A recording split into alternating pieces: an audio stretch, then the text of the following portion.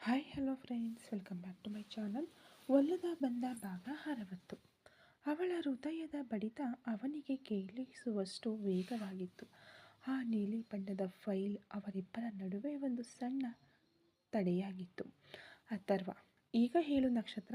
ಯುವರಾಜ್ಗಿಂತ ನಿನ್ನ ಎದುರು ನಿಂತಿರುವ ಈ ಅಥರ್ವ ನಿನಗೆ ಮುಖ್ಯ ಅಲ್ವಾ?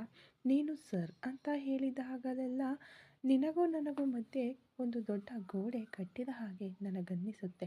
ಆ ಗೋಡೆಯನ್ನು ನಾನು ಹೊಡೆಯಲಿದ್ದೇನೆ ಎಂದನು ಕಣ್ಣಿನಲ್ಲಿ ಅಮಲಿನೊಂದಿಗೆ. ಅವನು ತನ್ನ ಒಂದು ಕೈಯನ್ನು ಮೆಲ್ಲನೆ ಅವಳ ಸೊಂಟದ ಮೇಲೆ ಸರಿಸಿದನು. ಅವನ ಬೆರಳುಗಳ ಸ್ಪರ್ಶ ನಕ್ಷತ್ರಳ ನರಗಳಲ್ಲಿ ಹೊಸ ವಿದ್ಯುತ್ ಸಂಚರಿಸುವಂತೆ ಮಾಡಿತು. ನಕ್ಷತ್ರ ಕಣ್ಣುಗಳನ್ನು ಬಿಗಿಯಾಗಿ ಮುಚ್ಚಿಕೊಂಡಳು. ಅವಳ ಕೈಯಲ್ಲಿದ್ದ ಫೈಲ್ ಮೆಲ್ಲನೆ ಜಾರಿ ನೆಲಕ್ಕೆ ಬಿತ್ತು. ಅಥರ್ವ ಅವಳ ಮುಖದ ತೀರ ಹತ್ತಿರಕ್ಕೆ ಬಾಗಿದನು. ಅವನ ಉಸಿರಾಟದ ಗಾಳಿ ಅವಳ ತುಟಿಗಳಿಗೆ ತಾಗಿತು. ನಕ್ಷತ್ರ, ನಿನ್ನ ಆಟಕ್ಕಿಂತ ನನ್ನ ಪ್ರೀತಿ ತುಂಬ ಬಲವಾಗಿದೆ ಅಂತ ನಿನಗಿನ್ನೂ ಅರ್ಥವಾಗಿಲ್ವಾ ಅನ್ನುತ್ತಾ ಅವನು ಮತ್ತಷ್ಟು ತಡ ಮಾಡದೆ ಅವಳ ತುಟಿಗಳ ಮೇಲೆ ತನ್ನ ತುಟಿಗಳನ್ನು ಒತ್ತಿದನು. ಅದು ಮೃದುವಾದ, ಅದೇ ಸಮಯ ಆಳವಾದ ಚುಂಬನವಾಗಿತ್ತು. ನಕ್ಷತ್ರ ಮೊದಲು ದಂಗಾಗಿ ನಿಂತರೂ ಮರುಕ್ಷಣ ಅವನ ಪ್ರೀತಿಯ ಬಿಸಿಯಲ್ಲಿ ಮೆಲ್ಲನೆ ಕರಗಿ ಹೋದಳು. ಅವನ ಕೈಗಳು ಅವಳ ಸೊಂಟವನ್ನು ಮತ್ತಷ್ಟು ಬಿಗಿಯಾಗಿ ಆವರಿಸಿಕೊಳ್ಳಲು ನಕ್ಷತ್ರ ತನ್ನ ಅರಿವಿಲ್ಲದೆಯೇ ತನ್ನ ಕೈಗಳಿಂದ ಅವನ ಶರ್ಟನ್ನು ಗಟ್ಟಿಯಾಗಿ ಹಿಡಿದುಕೊಂಡಳು. ಆ ಕಚೇರಿಯ ಕೊಠಡಿಯ ತಂಪನ್ನು ಮೀರಿ ಅವರೊಳಗೆ ಪ್ರೀತಿಯ ಬೆಂಕಿಯೊಂದು ಹೊತ್ತಿಕೊಂಡಿತ್ತು. ಅದು ಕೇವಲ ಚುಂಬನವಾಗಿರಲಿಲ್ಲ. ಅಥರ್ವನ ಅಧಿಕಾರ ಮತ್ತು ನಕ್ಷತ್ರಳ ಶರಣಾಗತಿ ಬೆರೆತ ಒಂದು ಮೌನ ಒಪ್ಪಂದವಾಗಿತ್ತು. ನಕ್ಷತ್ರ ಮೊದಲ ಬಾರಿಗೆ ತನ್ನ ಹಠವನ್ನು ಸಡಿಲಿಸಿ ಅವನ ಪ್ರೀತಿಯನ್ನು ಸಂಪೂರ್ಣವಾಗಿ ಅನುಭವಿಸಿದಳು. ಚುಂಬನವೆಂದರೆ 1000 ಭಾಷೆಗಳನ್ನು ಮಾತನಾಡುವ ಕಲೆ ಎಂಬುದನ್ನು ಅಥರ್ವ ಅವಳಿಗೆ ಹೇಳದೆಯೇ ಅರ್ಥ ಮಾಡಿಸಿದನು. ಬಹಳ ಹೊತ್ತಿನ ನಂತರ ಅಥರ್ವ ಮೆಲ್ಲನೆ ಅವಳಿಂದ ದೂರ ಸರಿದನು. ನಕ್ಷತ್ರಳ ಮುಖ ಗುಲಾಬಿ ಹೂವಿನಂತೆ ಕೆಂಪಾಗಿತ್ತು. ಅವಳು ಉಸಿರೆಳೆಯುತ್ತಾ ತಲೆ ತಗ್ಗಿಸಿ ನಿಂತಿದ್ದಳು. ಅಥರ್ವ ಅವಳ ಕೆನ್ನೆಯನ್ನು ಮೃದುವಾಗಿ ಸವರಿದನು. ಈಗಲಾದರೂ ಅರ್ಥವಾಯ್ತಾ ನಕ್ಷತ್ರ? ನೀನು ನನ್ನನ್ನು ಎಷ್ಟೇ ದೂರವಿಟ್ಟರೂ ನಿನ್ನ ದೇಹ ಮತ್ತು ಮನಸ್ಸು ನನಗೆ ಸೇರಿದ್ದು ಅಂತ. ಈವ್ನಿಂಗ್ ಈ ಫೈಲ್ ಸೈನ್ ಮಾಡಿ ಕೊಡ್ತೀನಿ. ಈಗ ಹೋಗಿ ನಿನ್ನ ಕೆಲಸ ನೋಡು ಅಂದನು. ನಕ್ಷತ್ರ ಏನೂ ಮಾತನಾಡಲಿಲ್ಲ. ಕೆಳಗೆ ಬಿದ್ದಿದ್ದ ಆ ರಾಯ್ ಇಂಟರ್ನ್ಯಾಷನಲ್ ಫೈಲನ್ನು ತೆಗೆದುಕೊಂಡು ತನ್ನ ಮುಖವನ್ನು ಮುಚ್ಚಿಕೊಂಡು ಒಂದು ಸಣ್ಣ ನಗುವಿನೊಂದಿಗೆ ಅವಸರವಾಗಿ ಕೊಠಡಿಯಿಂದ ಹೊರಗೆ ಓಡಿದಳು. ಬಾಗಿಲ ಬಳಿ ನಿಂತು ಒಮ್ಮೆ ತನ್ನ ತುಟಿಗಳನ್ನು ಮುಟ್ಟಿ ನೋಡಿಕೊಂಡಳು. ಅವಳ ಕಣ್ಣುಗಳಲ್ಲಿ ಈಗ ಹಿಂಜರಿಕೆ ಇರಲಿಲ್ಲ. ಬದಲಾಗಿ ಅಥರ್ವನ ಮೇಲಿನ ತೀರದ ಪ್ರೀತಿ ಮಾತ್ರ ಇತ್ತು. ಅಥರ್ವ ತನ್ನ ಕುರ್ಚಿಯಲ್ಲಿ ಕುಳಿತು ಅವಳು ಹೊರ ಹೋಗುವುದನ್ನೇ ಆಸ್ವಾದನೆಯಿಂದ ನೋಡುತ್ತಿದ್ದನು. ಅವನ ಅಧಿಕಾರದ ಗತ್ತಿನಲ್ಲಿ ಈಗ ಒಬ್ಬ ಪ್ರೇಮಿಯ ಸಂಪೂರ್ಣ ತೃಪ್ತಿ ಬೆರೆತಿತ್ತು. ಇತ್ತ ಯುವರಾಜ್ನ ಆ ಕೊಠಡಿಯ ಒಂದು ಭಾಗದಲ್ಲಿ ಯುವರಾಜನ ಬೃಹತ್ ಟೇಬಲ್ ಇರಲು ಅದರ ಪಕ್ಕದಲ್ಲಿ ಅಸಿಸ್ಟೆಂಟ್ ಮ್ಯಾನೇಜರ್ ಆಗಿ ಯಾಶಿಕಾಳ ಟೇಬಲ್ ಹಾಕಲಾಗಿತ್ತು. ಒಂದೇ ಕೊಠಡಿಯಲ್ಲಿ 2 ಧ್ರುವಗಳು ಸಿಕ್ಕಿ ಹಾಕಿಕೊಂಡಂತೆ ಆ ಜಾಗವೇ ಒಂದು ಬಿಗಿಯಾದ ವಾತಾವರಣದಲ್ಲಿತ್ತು. ಯಾಶಿಕಾ ತನ್ನ ಲ್ಯಾಪ್ಟಾಪ್ನ ಸ್ಕ್ರೀನನ್ನು ದಿಟ್ಟಿಸಿ ನೋಡುತ್ತಿದ್ದಳು. ಯುವರಾಜ್ ಅವಳಿಗೆ ಕೊಟ್ಟಿದ್ದ ಆ ಫೈನಾನ್ಷಿಯಲ್ ಆಡಿಟ್ ರಿಪೋರ್ಟ್ ಇನ್ನೂ ಮುಗಿಯುವ ಲಕ್ಷಣವಿರಲಿಲ್ಲ. ಅವಳ ಈಗೋ ಮತ್ತು ಅಹಂಕಾರ ಅವಳನ್ನು ಕೆಲಸ ಮಾಡಲು ಬಿಡದೆ ತಡೆದಿತ್ತು.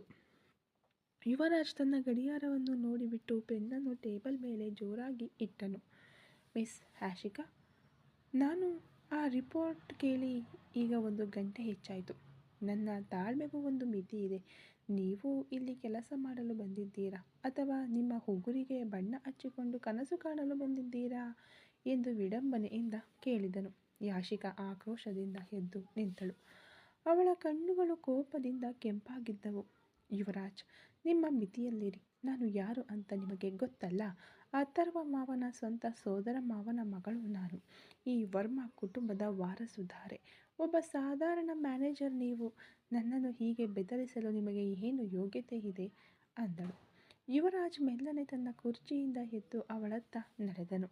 ಅವನ ಕಣ್ಣುಗಳು ಕೋಪದಿಂದ ಕೆಂಡದಂತೆ ಹುರಿಯುತ್ತಿದ್ದವು. ಯೋಗ್ಯತೆನಾ?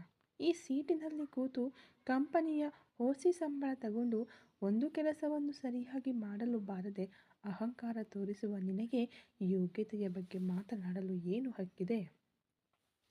ಅಥರ್ವ ಸರ್ ಅವರ ಮಾವನ ಮಗಳು ಅನ್ನೋದು ನಿನಗೆ ಮನೆಯಲ್ಲಿ ಮಾತ್ರ ಹೆಮ್ಮೆ. ಇಲ್ಲಿ ನೀನು ಬರೀ ಅಸಿಸ್ಟೆಂಟ್ ಮ್ಯಾನೇಜರ್ ಅಷ್ಟೇ. ಹೇಳಿದ ಕೆಲಸ ಮಾಡಿಲ್ಲ ಅಂದರೆ ನೀನು ಯಾರು ಅಂತಾನೂ ನಾನು ನೋಡಲ್ಲ. ನಿನ್ನ ಗೌರವವನ್ನು ನಿನ್ನ ಮನೆಯ ಬಾಗಿಲಿನಲ್ಲೇ ಇಟ್ಕೋ ಅಂತ ಅಧಿಕಾರಯುತ ದನಿಯಲ್ಲಿಯೇ ಹೇಳಿದನು ಯುವರಾಜ್. ಅವನನ್ನು ಅಹಂಕಾರದಿಂದ ನೋಡಿದ ಯಾಶಿಕಾ, ಏನು ಮಾಡ್ತೀರಾ? ಕೆಲಸದಿಂದ ತೆಗೆದು ಹಾಕ್ತೀರಾ? ಧೈರ್ಯ ಇದ್ದರೆ ಮಾಡಿ ನೋಡಿ. ಮುಂದಿನ ನಿಮಿಷ ನೀವು ಈ ಆಫೀಸ್ನಲ್ಲಿ ಇರಲ್ಲ.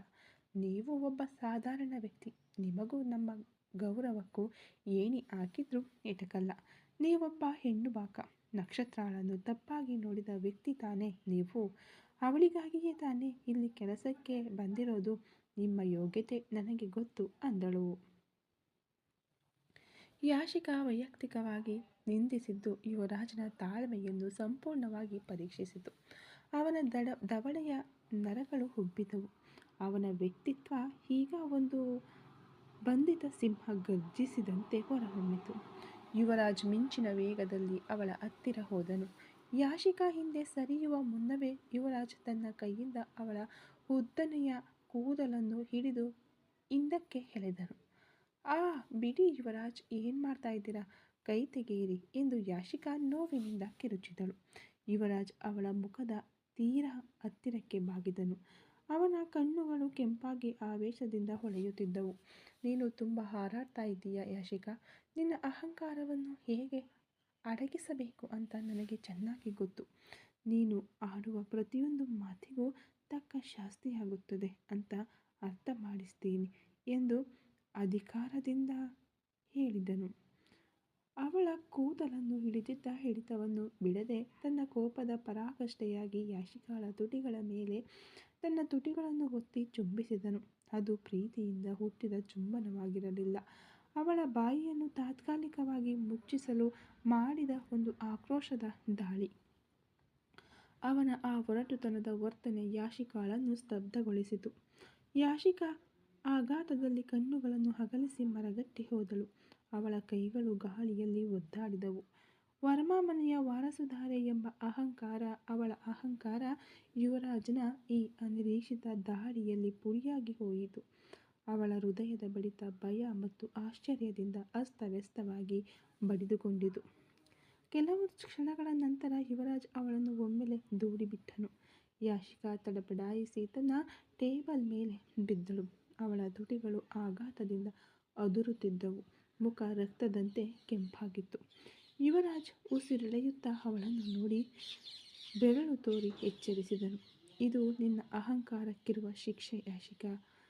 ಮುಂದೆ ನನ್ನ ಮುಂದೆ ಬಾಯಿ ಬಿಡುವಾಗ ಯುವರಾಜ್ ಯಾರು ಅಂತ ನೆನಪಿನಲ್ಲಿಟ್ಟುಕೋ. ಈಗ ಆ ರಿಪೋರ್ಟ್ ಮುಗಿಸಿ ಆಮೇಲೆ ಈ ಕೊಠಡಿಯಿಂದ ಹೊರಗೆ ಹೋಗು.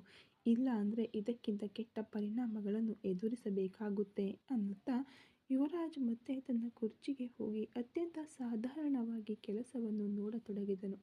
ಆದರೆ ಯಾಶಿಕಾ ಅಲ್ಲಿಯೇ ಕಲ್ಲಿನಂತೆ ಮರಗಟ್ಟಿ ನಿಂತಿದ್ದಳು. ಅವಳ ಗತ್ತು ಮತ್ತು ಅಹಂಕಾರ ಮೊದಲ ಬಾರಿಗೆ ಒಬ್ಬ ಸಾಧಾರಣ ಮನುಷ್ಯನ ಮುಂದೆ ಸೋತು ಹೋದುದನ್ನು ಅವಳಿಗೆ ನಂಬಲಾಗಲಿಲ್ಲ. ಅವನ ಆ ಒರಟುತನದ ಚುಂಬನ ಅವಳ ನರಗಳನ್ನು ತಟ್ಟಿ ಎಬ್ಬಿಸಿತ್ತು. ಕೋಪದ ಹಿಂದೆಯೇ ಒಂದು ಅರ್ಥವಾಗದ ಭಾವನೆ ಅವಳೊಳಗೆ ಮೆಲ್ಲನೆ ತಲೆದೋರಿತು. ವಿಕ್ರಮ್ ತನ್ನ ಕಾರನ್ನು ಮೆಲ್ಲನೆ ವರ್ಮಾ ಅರಮನೆಯ ಕಡೆಗೆ ಚಲಾಯಿಸುತ್ತಿದ್ದನು. ಅವನ ಬಲಗಾಲು ಊದಿಕೊಂಡು ಮರಗಟ್ಟಿತ್ತು. ಆದರೆ ಅವನ ಮನಸ್ಸಿನೊಳಗೆ ಅದಕ್ಕಿಂತ ದೊಡ್ಡ ನೋವು ಕೊರೆಯುತ್ತಿತ್ತು. ಮಧು ಯಾಕೆ ಅಷ್ಟು ಭಯಪಟ್ಟಳು? ಒಂದು ವೇಳೆ ನನ್ನ ಪ್ರೀತಿಯಿಂದ ಅವಳ ಪ್ರಾಣಕ್ಕೆ ಅಪಾಯವಿದೆಯೇ ಎಂಬ ಪ್ರಶ್ನೆಗಳು ವಿಕ್ರಮ್ನನ್ನು ಕಾಡತೊಡಗಿದವು. ಮಧುಮಿತಾಳ ಆ ಆತ್ಮಹತ್ಯೆ ಬೆದರಿಕೆ ಅವನ ಕಿವಿಯಲ್ಲಿ ಗುಯಿಂಗುಡುತ್ತಲೇ ಇತ್ತು. ಅದೇ ಸಮಯ ನಗರದ ಮತ್ತೊಂದು ಬೃಹತ್ ಅರಮನೆಯಾದ ಆದಿಶೇಷನ್ ಅರಮನೆಯ ಬಾಗಿಲಿನಲ್ಲಿ ವಿಷ್ಣು ಪ್ರಸಾದ್ನ ಕಾರಿನ ಟೈರ್ಗಳು ಕಿರುಚುತ್ತಾ ಬಂದು ನಿಂತವು. ವಿಷ್ಣು ಆವೇಶದಿಂದ ಇಳಿದು ಕಾರಿನ ಮತ್ತೊಂದು ಬದಿಯ ಬಾಗಿಲನ್ನು ತೆಗೆದು ಮಾಯಾಳನ್ನು ಹೊರಗೆ ಎಳೆದನು. ಅವಳ ಕೈಯನ್ನು ಬಲವಾಗಿ ಹಿಡಿದು ಎಳೆದುಕೊಂಡು ಅವನು ಹಾಲಿನೊಳಗೆ ಪ್ರವೇಶಿಸಿದನು. ಇದನ್ನು ನೋಡಿದ ಯಾಮಿನಿ ಗಾಬರಿಯಿಂದ ಓಡಿ ಬಂದಳು. ಆರಂಭದಲ್ಲಿ ವಿಷ್ಣುವಿಗೆ ಈ ಮದುವೆಯಲ್ಲಿ ಇಷ್ಟವಿಲ್ಲದಿದ್ದರೂ ಈಗ ಮೆಲ್ಲನೆ ಯಾಮಿನಿಯ ಪ್ರೀತಿಗೆ ತನ್ನನ್ನು ತಾನು ಒಪ್ಪಿಸಿಕೊಳ್ಳತೊಡಗಿದ್ದನು. ಯಾಮಿನಿ ಗಂಡನ ಆವೇಶವನ್ನು ನೋಡಿ ಭಯಪಟ್ಟಳು. ಏನ್ರಿ ಇದು, ಏನಾಯ್ತು? ಯಾಕೆ ಮಾಯಾಳನ್ನು ಹೀಗೆ ಎಳೆದುಕೊಂಡು ಬರ್ತಿದ್ದೀರಾ? ಅವಳ ಕೈಯಲ್ಲಿ ಯಾಕೆ ರಕ್ತ ಬರ್ತಿದೆ ಎಂದು ಆತಂಕದಿಂದ ಕೇಳಿದಳು. ಹಾಲಿನಲ್ಲಿ ವಿಷ್ಣುವಿನ ತಾಯಿ ಜಾಜಿ ಸೋಫಾದ ಮೇಲೆ ಹೊರಗೆ ಸೀರಿಯಲ್ ನೋಡುತ್ತಿದ್ದರು. ಟಿವಿಯಲ್ಲಿ ನಾಯಕಿ ಅಳುವುದನ್ನು ನೋಡಿ ಇವರು ಕಣ್ಣೀರು ಒರೆಸಿಕೊಳ್ಳುತ್ತಿದ್ದರು. ತನ್ನ ಕಣ್ಣೆದುರೇ ನಡೆಯುತ್ತಿರುವ ಮಗನ ಆವೇಶಕ್ಕಿಂತ ಅವರಿಗೆ ಆ ಸೀರಿಯಲ್ನ ವಿಲನ್ನ ಸಂಚೆ ದೊಡ್ಡದಾಗಿ ಕಂಡಿತು. ಜಾಜಿ, ವಿಷ್ಣು ಸ್ವಲ್ಪ ಸದ್ದು ಮಾಡದೇ ಇರೋ, ಈಗ ತಾನೇ ಆ ವಿಲ್ಲಿ ಸಿಕ್ಕಿಬೀಳುತ್ತಾಳೆ ಅಂತ ಅನ್ಸುತ್ತೆ. ನೀವೇನಾದರೂ ಮಾಡ್ಕೊಳ್ಳಿ, ಸೀರಿಯಲ್ ಮುಗಿಯುವವರೆಗೂ ನನ್ನನ್ನು ಯಾರೂ ಕರೆಯಬೇಡಿ ಎಂದು ಒಂದೇ ಸಾಲಿನಲ್ಲಿ ಹೇಳಿಬಿಟ್ಟು ಮತ್ತೆ ಟಿವಿ ಸ್ಕ್ರೀನ್ ದಿಟ್ಟಿಸಿದರು. ವಿಷ್ಣು ತನ್ನ ತಾಯಿಯ ಪ್ರಪಂಚವನ್ನು ನೋಡಿ ಕಿರಿಕಿರಿಗೊಂಡರೂ ಮಾಯಾಳನ್ನು ಹಾಲಿನ ಮಧ್ಯದಲ್ಲಿ ತಂದು ನಿಲ್ಲಿಸಿದನು. ವಿಷ್ಣು ಯಾಮಿನಿಯ ಬಳಿ, ಯಾಮಿನಿ, ನಿನ್ನ ನಾದಿನಿ ಏನು ಮಾಡ್ಕೊಂಡು ಬರ್ತಿದ್ದಾಳೆ ಅಂತ ಗೊತ್ತಾ? ಒಂದು ಸೆಕ್ಯೂರಿಟಿ ಕಾಲೋನಿಯಲ್ಲಿ ಕೊಳೆಯಾದ ಚೂಡಿದಾರ ಹಾಕಿಕೊಂಡು ವರ್ಮಾ ಮನೆಯ ಹುಡುಗ ಅಂದರೆ ವಿಕ್ರಮ್ ಜೊತೆ ಸರಸವಾಡುತ್ತಿದ್ದಾಳೆ. ನಮ್ಮ ಕುಟುಂಬದ ಗೌರವ ಏನು ಅಂತ ಇವಳಿಗೆ ಗೊತ್ತಿಲ್ಲ ಅಂದ. ಮಾಯಾ ತನ್ನ ಚೆದುರಿದ ಕೂದಲನ್ನು ಸರಿಪಡಿಸಿಕೊಂಡು ತಲೆ ಎತ್ತಿ ನಿಂತಳು. ಅವಳ ಕಣ್ಣುಗಳಲ್ಲಿ ಭಯವಿರಲಿಲ್ಲ, ಬದಲಿಗೆ ಹಠವಿತ್ತು. ಅಣ್ಣ, ನಾನು ಮತ್ತೆ ಹೇಳ್ತಿದ್ದೀನಿ, ಇದು ನನ್ನ ಬಿಸ್ನೆಸ್ ಗೇಮ್. ಅಥರ್ವ ವರ್ಮನನ್ನು ಸೋಲಿಸಲು ವಿಕ್ರಮ್ ನನಗೊಂದು ಅಸ್ತ್ರ. ಅವನನ್ನು ಮದುವೆಯಾಗಿಯೇ ತೀರುತ್ತೇನೆ. ಅವನ ಮೂಲಕ ವರ್ಮ ಅರಮನೆಯೊಳಗೆ ನುಗ್ಗುತ್ತೇನೆ ಅಂದಳು. ವಿಷ್ಣುವಿನ ಕೈ ಮತ್ತೆ ಅವಳ ಕಪಾಳಕ್ಕೆ ಪಳಾರೆಂದು ಬಿತ್ತು. ಮದುವೆನಾ? ವಂಚನೆಗಾಗಿ ಒಂದು ಮದುವೆನಾ? ಇಲ್ಲಿ ನೋಡು ಮಾಯಾ, ಈಗಾಗಲೇ ಅಥರ್ವನಿಂದ ನಾವು ತುಂಬ ನಷ್ಟ ಅನುಭವಿಸಿದ್ದೀವಿ. ನಿನ್ನ ಈ ಪ್ಲ್ಯಾನ್ ಅವನಿಗೆ ಗೊತ್ತಾದರೆ ನಿನ್ನನ್ನು ಜೀವಂತವಾಗಿ ಸುಟ್ಟು ಬಿಡುತ್ತಾನೆ. ವರ್ಮನ್ ಕುಟುಂಬದವರನ್ನು ಹಾಗೆ ಸಾಧಿಸಬಾರದು, ಅವರಿಂದ ದೂರ ಇರಬೇಕು ಎಂದನು ಅಪಾಯವನ್ನು ಅರಿತು. ನಾನು ಹೆದರಲ್ಲ ಅಣ್ಣ, ನಾವು ಯಾವುದೇ ರೀತಿಯಲ್ಲೂ ಅವನಿಗಿಂತ ಕಮ್ಮಿ ಇಲ್ಲ. ವಿಕ್ರಮ್ನನ್ನು ಖಂಡಿತ ಮದುವೆಯಾಗ್ತೀನಿ ಎಂದು ಮಾಯಾ ಹೇಳಿದಳು. ವಿಷ್ಣು ಅವಳನ್ನು ಬಲವಂತವಾಗಿ ಎಳೆದುಕೊಂಡು ಹೋಗಿ ಅವಳ ಕೊಠಡಿ ಒಳಗೆ ತಳ್ಳಿ ಹೊರಗಡೆಯಿಂದ ಬೀಗ ಹಾಕಿದನು. ಇನ್ಮುಂದೆ ಮನೆಯಿಂದ ನೀನು ಹೊರಗೆ ಹೋಗುವಂತಿಲ್ಲ. ಒಂಟಿತನವೇ ನಿನಗೆ ಬುದ್ಧಿ ಕಲಿಸುತ್ತೆ. ನೀನು ಬಿಸ್ನೆಸ್ನಲ್ಲಿ ಗೆದ್ದಾಗ ಇದ್ದ ಮಾಯಾಳೆ ಬೇರೆ, ಈಗ ನಿನಗೊಂದು ಸೇಡು ತೀರಿಸಿಕೊಳ್ಳುವ ದೆವ್ವವಾಗಿ ಬದಲಾಗಿದ್ದೀಯಾ. ಸ್ವಲ್ಪ ದಿನ ಇಲ್ಲೇ ಇರು ಎಂದನು. ಯಾಮಿನಿ ಓಡಿ ಬಂದು ವಿಷ್ಣುವಿನ ಕೈಗಳನ್ನು ಹಿಡಿದುಕೊಂಡಳು. ಏನ್ರಿ, ಇದು ತಪ್ಪು. ಅವಳಿಗೆ ಸಾವಧಾನವಾಗಿ ತಿಳಿಸಿ ಹೇಳಬಹುದು. ಹೀಗೆ ರೂಮ್ನಲ್ಲಿ ಕೂಡಿ ಹಾಕಿದರೆ ಅವಳ ಮಾನಸಿಕ ಸ್ಥಿತಿ ಏನಾಗುತ್ತೆ ಅಂತ ಯೋಚಿಸಿದ್ರಾ? ಅವಳ ಬಿಸ್ನೆಸ್ ಅವಳ ಉಸಿರು. ಅವಳಿಂದ ಅವಳ ವೃತ್ತಿಯನ್ನು ಕಸಿದುಕೊಳ್ಳಬೇಡಿ. ಅರ್ಥವಾಗುವ ಹಾಗೆ ಹೇಳಿ ಎಂದು ಮೃದುವಾಗಿ ಬೇಡಿಕೊಂಡಳು. ವಿಷ್ಣು ತನ್ನ ಕೋಪವನ್ನು ಯಾಮಿನಿಯ ಕಡೆಗೆ ತಿರುಗಿಸಿದನು. ಯಾಮಿನಿ, ಇದು ನಮ್ಮ ಕುಟುಂಬದ ವಿಚಾರ. ನನ್ನ ತಂಗಿಯ ಮೇಲೆ ನನಗಿಲ್ಲದ ಕಾಳಜಿ ನಿನಗೆ ಬಂದು ಬಿಡುವುದಿಲ್ಲ. ಇದರಲ್ಲಿ ನೀನು ತಲೆ ಹಾಕಬೇಡ. ಇದಾದ ಮೇಲೆ ಒಂದು ಮಾತು ಆಡಿದರೆ ಎಂದು ಹಲ್ಲು ಕಚ್ಚಿ ಹುಷಾರ್ ಎಂದು ಎಚ್ಚರಿಸಿ ಆವೇಶದಿಂದ ತನ್ನ ಕೊಠಡಿ ಒಳಗೆ ಹೋಗಿ ಬಾಗಿಲನ್ನು ಬಲವಾಗಿ ಮುಚ್ಚಿದನು. ಯಾಮಿನಿ ಒಂದು ನಿಮಿಷ ದಂಗಾಗಿ ಹೋದಳು. ಆದರೆ ವಿಷ್ಣುವಿನ ಆಳವಾದ ಮನಸ್ಸಿನಲ್ಲಿರುವ ಭಯ ಮತ್ತು ತನ್ನ ತಂಗಿಯ ಮೇಲಿನ ಕಾಳಜಿಯೇ ಹೀಗೆ ಕೋಪವಾಗಿ ಹೊರಬರುತ್ತಿದೆ ಎಂದು ಅವಳು ಅರಿತುಕೊಂಡಳು. ಮೆಲ್ಲನೆ ತನ್ನ ಕೊಠಡಿ ಒಳಗೆ ಪ್ರವೇಶಿಸಿದಳು. ಕೊಠಡಿ ಒಳಗೆ ವಿಷ್ಣು ಮಂಚದ ಮೇಲೆ ಕುಳಿತು ತಲೆ ಹಿಡಿದುಕೊಂಡಿದ್ದನು. ಅವನ ಕಣ್ಣುಗಳು ಕೆಂಪಾಗಿದ್ದವು. ಉಸಿರಾಟ ವೇಗವಾಗಿ ಏರಿಳಿಯುತ್ತಿತ್ತು. ಯಾಮಿನಿ ಮೆಲ್ಲನೆ ಅವನ ಹತ್ತಿರ ಹೋಗಿ ಕುಳಿತಳು. ಅವನು ತಲೆ ಎತ್ತಿ ನೋಡಲಿಲ್ಲ. ಯಾಮಿನಿ ಮೌನವಾಗಿ ತನ್ನ ಕೈಗಳನ್ನು ಚಾಚಿ ಅವನ ಕೈಗಳನ್ನು ಹಿಡಿದುಕೊಂಡಳು.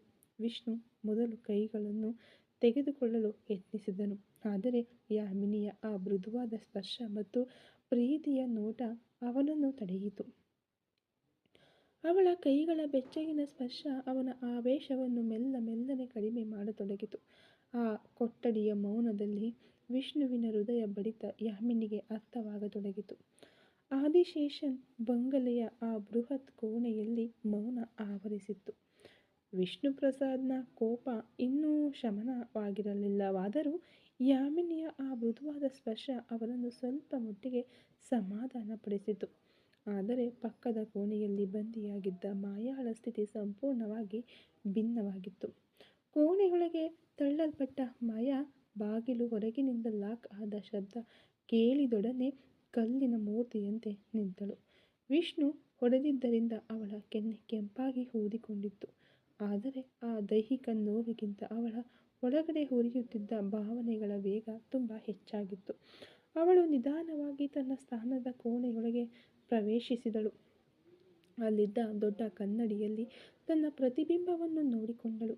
ಚೆದುರಿದ ಕೂದಲು, ಕೊಳೆಯಾದ ಚೂಡಿದಾರ್, ಕೆನ್ನೆಯ ಮೇಲಿನ ಏಟಿನ ಕಲೆ, ಕಾರ್ಪೊರೇಟ್ ರಾಣಿಯಾಗಿ ಮೆರೆಯುತ್ತಿದ್ದ ಮಾಯಾನ ಇವಳು ಅಂತ ಅವಳಿಗೆ ತನ್ನನ್ನು ಗುರುತಿಸಲು ಸಾಧ್ಯವಾಗಲಿಲ್ಲ. ಅವಳು ನಿಧಾನವಾಗಿ ಶವರ್ನಲ್ಲಿಯನ್ನು ತಿರುಗಿಸಿದಳು. ತಣ್ಣನೆಯ ನೀರು ಅವಳ ತಲೆಯ ಮೇಲೆ ಬಿದ್ದು ಇಡೀ ದೇಹಕ್ಕೆ ಹರಡಿತು. ಆ ನೀರಿನ ತಂಪು ಅವಳ ಆವೇಶವನ್ನು ಕಡಿಮೆ ಮಾಡಲಿಲ್ಲ. ಬದಲಾಗಿ ಅವಳೊಳಗೆ ಅಡಗಿದ್ದ ಆ ಹೆಣ್ಣಿನ ದೌರ್ಬಲ್ಯವನ್ನು ಬಡಿದೆಬ್ಬಿಸಿತು. ಶವರ ಅಡಿಯಲ್ಲಿ ಮಾಯಾ ಹಾಗೆಯೇ ಕುಳಿತಳು. ನೀರು ಅವಳ ಬಟ್ಟೆಗಳನ್ನು ನೆನೆಸಿ ನೆಲದ ತುಂಬ ಹರಿಯಿತು. ಆಗಲೇ ಅಲ್ಲಿಯವರೆಗೆ ಅಣ್ಣನಿಗಾಗಿ ಮತ್ತು ಈ ಪ್ರಪಂಚಕ್ಕಾಗಿ ಅವಳು ಕಟ್ಟಿಟ್ಟಿದ್ದ ಆ ಹಠ ಮುರಿಯಲು ಪ್ರಾರಂಭಿಸಿತು. ಹೊರಗೆ ತೋರಿಸಲಾಗದ ಅವಳ ಕಣ್ಣೀರು ಈ ಶವರ್ ನೀರಿನೊಂದಿಗೆ ಸೇರಿ ಹರಿಯಿತು. ಅವಳು ಬಿಕ್ಕಿ ಬಿಕ್ಕಿ ಅಳಲಾರಂಭಿಸಿದಳು. ಆ ನೀರಿನ ಸದ್ದಿನಲ್ಲಿ ತನ್ನ ಅಳುವಿನ ಶಬ್ದ ಯಾರಿಗೂ ಕೇಳಿಸುವುದಿಲ್ಲ ಎಂಬುದು ಅವಳಿಗೆ ದೊಡ್ಡ ಸಮಾಧಾನವಾಗಿತ್ತು. ವಿಕ್ರಮ್ ಅಂತ ಅವಳ ತುಟಿಗಳು ಮೌನವಾಗಿ ಅವನ ಹೆಸರನ್ನು ಉಚ್ಚರಿಸಿದವು. ನೀರಿನಲ್ಲಿ ನೆನೆಯುತ್ತಲೇ ಅವಳು ತನ್ನ ಹಿಂದಿನ ದಿನಗಳನ್ನು ನೆನಪಿಸಿಕೊಂಡಳು. ಮೊದಲು ವಿಕ್ಕಿಯಾಗಿ ಅವನನ್ನು ಪ್ರೀತಿಸಿದ್ದು, ಅವನ ಬಗ್ಗೆ ನಿಜ ತಿಳಿದಾಗ ವಿಕ್ರಮನ್ನು ಕೇವಲ ಒಂದು ಅಸ್ತ್ರವಾಗಿ ನೋಡಿದ್ದು, ವರ್ಮಾ ಕುಟುಂಬದ ಮೇಲೆ ಸೇಡು ತೀರಿಸಿಕೊಳ್ಳಲು, ಅಥರ್ವನ ಗೌರವವನ್ನು ಹಾಳು ಮಾಡಲು ವಿಕ್ರಮ್ ಒಂದು ಬಲಿಪಶು ಎಂದು ಮಾತ್ರ ಅವಳು ಭಾವಿಸಿದ್ದಳು. ಆದರೆ ಆ ಎಣಿಕೆ ಯಾವಾಗ ಬದಲಾಯಿತು? ಮತ್ತೆ ವಿಕ್ರಮ್ ಅವಳನ್ನು ಹುಡುಕಿಕೊಂಡು ಆ ಬಿಸಿಲಿನಲ್ಲಿ ಗಾಯಗೊಂಡ ಕಾಲಿನಿಂದ ನಿಂತ ಆ ಕ್ಷಣ. ಅವನ ಕಣ್ಣುಗಳಲ್ಲಿ ಕಂಡ ಆ ಶುದ್ಧವಾದ ಪ್ರೀತಿ. ನೀನು ಬದುಕಿರಬೇಕು ಅಂದ್ರೆ ನಾನು ಹೋಗ್ತೀನಿ ಮಧು ಎಂದು ಅವನು ಹೇಳಿದ ಆ ಮಾತುಗಳು, ಅವು ಮಾಯಾ ಕಬ್ಬಿಣದಂತಹ ಹೃದಯದಲ್ಲಿ ಬಿರುಕನ್ನು ಉಂಟು ಮಾಡಿದವು. ಯಾಕೆ ವಿಕ್ರಮ್, ಯಾಕೆ ಇಷ್ಟೊಂದು ಪ್ರೀತಿಯನ್ನು ನನ್ನ ಮೇಲೆ ಸುರಿಸುತ್ತಿದ್ದೀಯಾ? ನಾನು ನಿನ್ನನ್ನು ಮೋಸ ಮಾಡುತ್ತಿದ್ದೇನೆ ಎಂದು ತಿಳಿದರೆ ನೀನು ತಡೆದುಕೊಳ್ಳುತ್ತೀಯಾ ಎಂದು ತನ್ನೊಳಗೆ ಕಣ್ಣೀರಿಟ್ಟಳು. ಅಥರ್ವನ ಮೇಲೆ ಸೇಡು ತೀರಿಸಿಕೊಳ್ಳಲು ಯೋಚಿಸಿದೆ. ಈಗ ವಿಕ್ರಮ್ನ ಪ್ರೀತಿ ಒಂದು ಅರ್ಥವಾಗದ ಒಗಟಾಗಿತ್ತು. ಆ ಪ್ರೀತಿಯ ಮುಂದೆ ತಾನು ಸೋತು ಹೋಗುತ್ತಿರುವುದನ್ನು ಅವಳಿಂದ ಸಹಿಸಿಕೊಳ್ಳಲಾಗಲಿಲ್ಲ. ಅದಕ್ಕಾಗಿಯೇ ಅಣ್ಣನಿಗೆ ಸವಾಲು ಹಾಕಿದಳು. ಆ ಸವಾಲು ಕೇವಲ ಸೇಡು ತೀರಿಸಿಕೊಳ್ಳುವುದಕ್ಕಾಗಿ ಮಾತ್ರವಲ್ಲ, ವಿಕ್ರಮ್ನನ್ನು ಕಳೆದುಕೊಳ್ಳಲು ಧೈರ್ಯವಿಲ್ಲದ ಅವಳ ಮನಸ್ಸಿನ ಅಭಿವ್ಯಕ್ತಿಯಾಗಿತ್ತು ಅದು. ವಿಷ್ಣುವಿನ ಕೋಣೆಯೊಳಗೆ ಯಾಮಿನಿ ಅವನ ಕೈಗಳನ್ನು ಹಿಡಿದುಕೊಂಡು ಕುಳಿತಿದ್ದಳು. ವಿಷ್ಣುವಿನ ಕಣ್ಣುಗಳು ಸ್ವಲ್ಪ ಒದ್ದೆಯಾದವು. ಯಾಮಿನಿ, ಅವಳು ನನ್ನ ಬಂಗಾರ ಕಣೆ. ಅವಳನ್ನು ಒಂದು ತಪ್ಪು ದಾರಿಯಲ್ಲಿ ಹೋಗಲು ಬಿಡುವುದು ನನಗೆ ಇಷ್ಟವಿಲ್ಲ. ಆದರೆ ಅವಳು ಯಾವಾಗ ವರ್ಮಾ ಕುಟುಂಬದೊಂದಿಗೆ ಜಗಳವಾಡಲು ಶುರು ಮಾಡಿದಳೋ ಆಗಲೇ ಅವಳು ತನ್ನ ನೆಮ್ಮದಿಯನ್ನು ಕಳೆದುಕೊಂಡಳು. ಇದು ನನ್ನಿಂದ ಆದ ಸಮಸ್ಯೆ. ಆ ಅಥರ್ವ ಸಾಮಾನ್ಯನಲ್ಲ ಯಾಮಿನಿ, ಅದು ನಿನಗೆ ಗೊತ್ತು. ಅವಳು ತನ್ನ ತಮ್ಮನಿಗೆ ಒಂದು ಸಣ್ಣ ನೋವಾದರೂ ಈ ಊರನ್ನೇ ಸುಟ್ಟು ಬಿಡುತ್ತಾನೆ. ಅಂದು ಯಾಮಿನಿ ಮಾಡಲು ಹೇಳಿದ ಆಕ್ಸಿಡೆಂಟ್ನಿಂದ ನಮ್ಮ ಕುಟುಂಬ ಪಟ್ಟ ಕಷ್ಟ ಅಷ್ಟಿಷ್ಟಲ್ಲ. ಬೀದಿಗೆ ಬರುವ ಪರಿಸ್ಥಿತಿಗೆ ಅಥರ್ವ ತಂದು ಮತ್ತೆ ನಮ್ಮ ಆಸ್ತಿಗಳನ್ನು ನಮ್ಮ ಕೈಗೆ ಒಪ್ಪಿಸಿದನು. ಈಗ ಮತ್ತೆ ಮಾಯಾ ಅವನ ಮೇಲೆ ಸೇಡು ತೀರಿಸಿಕೊಳ್ಳಲು ಹೋಗಿ ತನ್ನ ಜೀವನವನ್ನೇ ನಾಶ ಮಾಡಿಕೊಳ್ಳುತ್ತಾಳೆ ಎಂಬ ಭಯ ನನಗಿದೆ ಎಂದು ಅವಳ ಭುಜದ ಮೇಲೆ ಹೊರಗಿದನು. ಆಗ ಯಾಮಿನಿ, ನಿಮ್ಮ ಭಯ ನನಗೆ ಅರ್ಥವಾಗುತ್ತಿದೆ. ಆದರೆ ಭಯದಲ್ಲಿ ತೆಗೆದುಕೊಳ್ಳುವ ನಿರ್ಧಾರಗಳು ಯಾವಾಗಲೂ ಪರಿಹಾರವಾಗುವುದಿಲ್ಲ. ಮಾಯಾಗೆ ವಿಕ್ರಮ್ ಮೇಲೆ ಇರುವುದು ಕೇವಲ ಸೇಡಿನ ಭಾವನೆ ಮಾತ್ರವಲ್ಲ ಎಂದು ನನಗೆ ಅನ್ನಿಸುತ್ತಿದೆ. ಒಂದು ವೇಳೆ ಅವಳು ಅವನನ್ನು ನಿಜವಾಗಿಯೂ ಪ್ರೀತಿಸಲು ಪ್ರಾರಂಭಿಸಿದ್ದಾಳೋ ಏನೋ ಎಂದಳು. ವಿಷ್ಣು ಬೆಚ್ಚಿ ಬಿದ್ದು ಅವಳನ್ನು ನೋಡಿದನು. ನಿಜವಾಗಿಯೂ ಪ್ರೀತಿಸುತ್ತಿದ್ದಾಳಾ? ಹಾಗಾದರೆ ಅದು ಇನ್ನು ದೊಡ್ಡ ಅಪಾಯ ಯಾಮಿನಿ. ಒಂದು ಕಡೆ ದ್ರೋಹ, ಇನ್ನೊಂದು ಕಡೆ ಪ್ರೀತಿ. ಈ ಎರಡರ ಮಧ್ಯೆ ಅವಳು ನಲುಗಿ ಹೋಗುತ್ತಾಳೆ. ಅವಳನ್ನು ಕಾಪಾಡಲು ಅವಳನ್ನು ಮನೆಯೊಳಗೆ ಕೂಡಿ ಹಾಕುವುದೇ ಸದ್ಯಕ್ಕೆ ಸರಿ ಎಂದನು. ಇತ್ತ ಸುಮಾರು 1 ಗಂಟೆ ಕಾಲ ನೀರು ಅವಳ ಮೇಲೆ ಸುರಿಯುತ್ತಲೇ ಇತ್ತು. ಮಾಯಾ ಕಣ್ಣುಗಳು ಅತ್ತು ಕೆಂಪಾಗಿದ್ದವು. ಅವಳು ನಿಧಾನವಾಗಿ ಎದ್ದು ನಿಂತು ಶವರ್ ಆಫ್ ಮಾಡಿದಳು. ಆ ಮೌನದಲ್ಲಿ ಅವಳ ಹೃದಯ ಬಡಿತ ಅವಳಿಗೆ ಕೇಳಿಸಿತು. ಅವಳು ಅಲ್ಲಿದ್ದ ಒಂದು ಟವಲ್ ತೆಗೆದುಕೊಂಡು ತನ್ನ ತಲೆಯನ್ನು ಒರೆಸಿಕೊಳ್ಳಲಿಲ್ಲ. ಹಾಗೆಯೇ ನೀರು ತೊಟ್ಟಿಕ್ಕುತ್ತಿರುವಂತೆಯೇ ಹೊರಬಂದು ಆ ನೆಲದ ಮೇಲೆ ಹೊರಗೆ ಕುಳಿತಳು. ಇನ್ನೇನಿದೆ ಅಂತ. ಅವಳ ಬಿಸ್ನೆಸ್ ಡೀಲ್ಗಳು, ಹಲವು ಕೋಟಿ ರೂಪಾಯಿಗಳ ಒಪ್ಪಂದಗಳು ಯಾವುವೂ ಈಗ ಅವಳ ಕಣ್ಣಿಗೆ ಕಾಣುತ್ತಿರಲಿಲ್ಲ.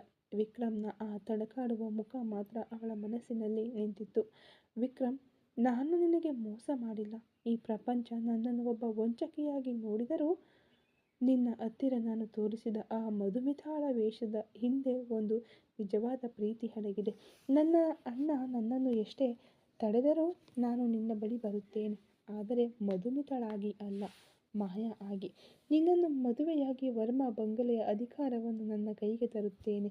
ಆಗ ಮಾತ್ರ ನನ್ನ ಈ ಸೇಡು ತೀರಿಸಿಕೊಳ್ಳುವಿಕೆಯು ಮುಗಿಯುತ್ತದೆ, ನನ್ನ ಪ್ರೀತಿಯು ಗೆಲ್ಲುತ್ತದೆ ಎಂದು ಒಂದು ದೃಢವಾದ ನಿರ್ಧಾರಕ್ಕೆ ಬಂದಳು. ಅವಳ ಅಳು ಈಗ ನಿಂತಿತ್ತು. ಕಣ್ಣುಗಳಲ್ಲಿ ಮತ್ತೆ ಒಂದು ವೈರಾಗ್ಯ ಹುಟ್ಟಿತು. ಆ ಹಠ ಮೊದಲಿಗಿಂತ ಈಗ ತುಂಬ ಅಪಾಯಕಾರಿಯಾಗಿತ್ತು. ಏಕೆಂದರೆ ಈಗ ವಂಚನೆಯ ಜೊತೆಗೆ ಪ್ರೀತಿಯೂ ಸೇರಿತ್ತು. ಈತ ಅಥರ್ವನ ನಿವಾಸದಲ್ಲಿ, ಅಥರ್ವ ಮನೆಯಲ್ಲಿ ವಿಕ್ರಮ್ ತನ್ನ ಕೋಣೆಯಲ್ಲಿ ಮಲಗಿದ್ದನು. ಅವನ ಕಾಲು ನೋವು ಹೆಚ್ಚಾಗಿತ್ತು. ಕೆಲಸದವರು ಬಂದು ಮದ್ದು ಹಾಕಿದರು. ಆದರೆ ಅವನು ಯಾವುದನ್ನು ಗಮನಿಸಲಿಲ್ಲ. ಅಂದು ಸಂಜೆ ಅಥರ್ವ ಒಳಗೆ ಪ್ರವೇಶಿಸಿದನು. ವಿಕ್ರಮ್ನ ಬಾಡಿದ ಮುಖವನ್ನು ನೋಡಿದ ತಕ್ಷಣ ಅವನ ಹೃದಯ ಮಿಡಿಯಿತು. ವಿಕ್ರಮ್, ಏನಾಯ್ತು? ಯಾಕೆ ಒಂದು ರೀತಿಯಾಗಿದ್ದೀಯಾ? ಡಾಕ್ಟರ್ ಹೇಳಿದ ಹಾಗೆ ರೆಸ್ಟ್ ತಗೋ ಎಂದನು ಕಾಳಜಿಯಿಂದ. ವಿಕ್ರಮ್ ಅಥರ್ವನನ್ನು ನೋಡಿದನು. ಅವನ ಬಳಿ ಮಧುವಿನ ಬಗ್ಗೆ ಹೇಳಲು ತುಡಿಯುತ್ತಿದ್ದನು. ಆದರೆ ಮಧುಮಿತಾ ನೀಡಿದ್ದ ಆ ಆತ್ಮಹತ್ಯೆಯ ಬೆದರಿಕೆ ಅವನನ್ನು ತಡೆಯಿತು. ಒಂದು ವೇಳೆ ಅಥರ್ವನ ಬಳಿ ಹೇಳಿದರೆ, ಅವನು ಕೋಪದಲ್ಲಿ ಆ ಜಾಗಕ್ಕೆ ಜನರನ್ನು ಕಳುಹಿಸಿದರೆ, ಮಧುಮಿತಾ ಏನಾದರೂ ತಪ್ಪು ನಿರ್ಧಾರ ತೆಗೆದುಕೊಂಡರೆ ಎಂದು ವಿಕ್ರಮ್ ತಡಬಡಾಯಿಸುತ್ತಾ, ಏನಿಲ್ಲ ಅಣ್ಣ, ಕಾಲು ನೋವು ಅಷ್ಟೇ, ನಿದ್ದೆ ಬರ್ತಿಲ್ಲ ಅಂದ. ಅಥರ್ವ ಅವನ ತಲೆಯನ್ನು ಸವರಿದನು. ನನ್ನ ಹತ್ತಿರ ಏನಾದರೂ ಮುಚ್ಚಿಡ್ತಾ ಇದೆಯಾ ವಿಕ್ರಮ್? ನಿನ್ನ ಮುಖವೇ ಸರಿಯಿಲ್ಲ. ನಾವು ಆಫೀಸ್ಗೆ ಹೋದ ಮೇಲೆ ನೀನು ಕಾರಲ್ಲಿ ಹೊರಗೆ ಹೋಗಿದ್ದೀಯಾ? ಏನೇ ಆಗಿದ್ದರೂ ನನ್ನ ಹತ್ತಿರ ಹೇಳು. ನಿನ್ನ ಅಣ್ಣ ನಾನು ಇರುವಾಗ ನಿನಗೆ ಏನು ಚಿಂತೆ ಎಂದನು. ಅಣ್ಣ, ಮನೆಯೊಳಗೆ ಇರಲು ಒಂಥರ ಅನ್ನಿಸ್ತು, ಅದಕ್ಕೆ ಸ್ವಲ್ಪ ದೂರ ಡ್ರೈವ್ ಮಾಡಿಕೊಂಡು ಬಂದೆ ಎಂದನು. ಸರಿ, ನೀನು ಏನನ್ನೂ ಯೋಚಿಸಬೇಡ, ರಿಲ್ಯಾಕ್ಸ್ ಆಗಿರು ಎಂದು ಹೇಳಿ ಹೋದನು. ಅಂದು ರಾತ್ರಿ ಊಟ ಮಾಡಲು ಅಥರ್ವ ಬಂದು ಕರೆದರೂ ವಿಕ್ರಮ್ ಅವನೊಂದಿಗೆ ಹೋಗಲಿಲ್ಲ. ಅವನ ಕೋಣೆಗೆ ಊಟ ಬಂತು. ಅಥರ್ವ ಕೂಡ ಒಂದು ರೀತಿಯ ಮನಸ್ಸಿನ ಭಾರದಿಂದಲೇ ಊಟ ಮಾಡಿ ಕೋಣೆಗೆ ಹೋಗಿ ಮಲಗಿದನು. ನಕ್ಷತ್ರ ಅವನಿಗೆ ತೊಂದರೆ ಕೊಡಬಾರದೆಂದು ಏನನ್ನೂ ಕೇಳದೆ ಮೌನವಾಗಿ ಅವನ ಪಕ್ಕದಲ್ಲಿ ಮಲಗಿಕೊಂಡಳು. ಆದಿಶೇಷನ್ ಬಂಗಲೆಯಲ್ಲಿ ರಾತ್ರಿ 9 ಗಂಟೆ. ಯಾಮಿನಿ ಒಂದು ತಟ್ಟೆಯಲ್ಲಿ ಊಟವನ್ನು ತೆಗೆದುಕೊಂಡು ಮಾಯಾ ಕೋಣೆಗೆ ಹೋದಳು. ಹೊರಗಿನಿಂದ ಲಾಕ್ ಆಗಿದ್ದ ಬಾಗಿಲನ್ನು ತೆಗೆದು ಒಳಗೆ ಪ್ರವೇಶಿಸಿದಳು. ಕೋಣೆ ಕತ್ತಲಾಗಿತ್ತು.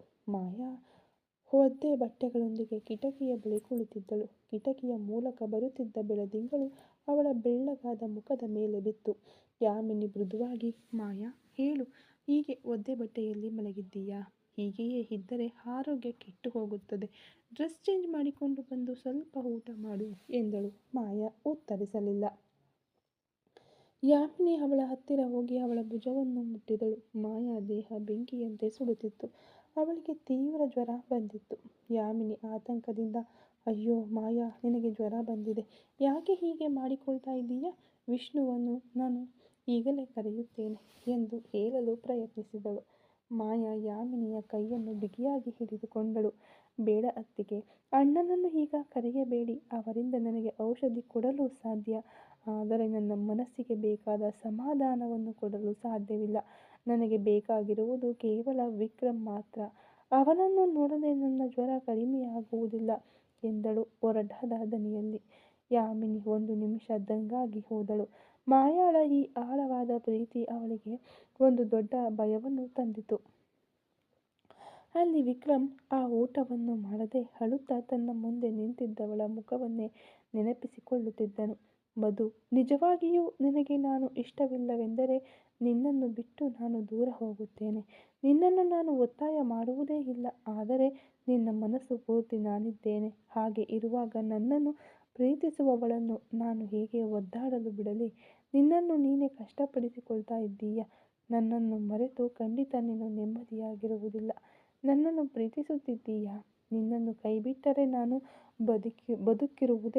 ಬದುಕಿರುವುದರಲ್ಲೇ ಅರ್ಥವಿಲ್ಲದಂತಾಗುತ್ತದೆ. ನೀನು ಮದುವೆಯ ಮಂಟಪದವರೆಗೆ ಹೋದರೂ ನಿನ್ನ ಕೊರಳಿಗೆ ನನ್ನ ಕೈಯಿಂದ ಮಾತ್ರ ತಾಳಿ ಏರುತ್ತದೆ. ನಿನ್ನ ಹಠವನ್ನು ಖಂಡಿತ ಮುರಿಯುತ್ತೇನೆ. ನಿನ್ನ ಮನಸ್ಸಿನೊಳಗಿರುವ ಪ್ರೀತಿ ಖಂಡಿತ ನಿನ್ನನ್ನು ದಾಟಿ ಹೊರಗೆ ಬರುತ್ತದೆ. ಅಂದು ಬಂದು ನೀನು ನನ್ನ ಹೆಂಡತಿಯಾಗಿ ನನ್ನ ಜೊತೆ ಇರುತ್ತೀಯಾ?